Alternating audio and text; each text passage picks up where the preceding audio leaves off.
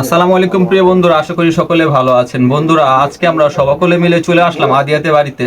তো আদিয়াতে বাড়িতে আসার উদ্দেশ্য হচ্ছে আমরা সকলেই আদিয়াতের পাশে দাঁড়াই। আপনারা যথেষ্ট পরিমাণ সাহায্য সহযোগিতা করতেছেন। আপনারা সকলে জানেন যে আদিয়াতের হার্টের মধ্যে 2টি ছিদ্র রয়েছে এবং তার ফুসফুসে পানি জমানো আছে এবং তার যে নিউমোনিয়ার সমস্যা, সেই সমস্যাটা এখন আরো বেশি বেড়ে গেছে যেহেতু শীতের দিন চলতেছে। এখন আদিয়াতকে বাঁচানোর জন্য সকলে এই সমাজে এগিয়ে আসা প্রয়োজন, সকলে এগিয়ে আসা দরকার। তো আদিয়াতের জন্য আমরা এখানে আমাদের মহল্লার যারা ভাই ব্রাদার আছি সকলে মিলে চলে এসেছি।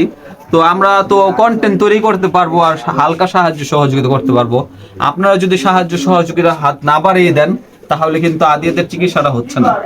কারণ আদিয়াতের চিকিৎসার জন্য প্রয়োজন 4 লক্ষাধিক টাকা। 4 লক্ষ টাকা মিলতে তো দেখা যাচ্ছে এখনো পর্যন্ত অনেক টাকা বাকি, 3 লাখ, 3.25 লাখ টাকা বাকি, বা 3,30,000-35,000 টাকার মতন বাকি আছে। তো যদি আপনারা সাহায্য সহযোগিতার হাত বাড়িয়ে দেন, এই আদিয়াতের চিকিৎসাটা অতি সহজ হবে এবং দ্রুত হবে।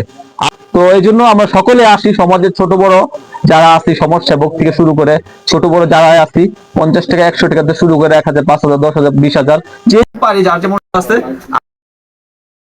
আপনারা সকলে আদিয়াতের জন্য দোয়া করবেন এবং সকলে আসুন আদিয়াতের পাশে দাঁড়াই।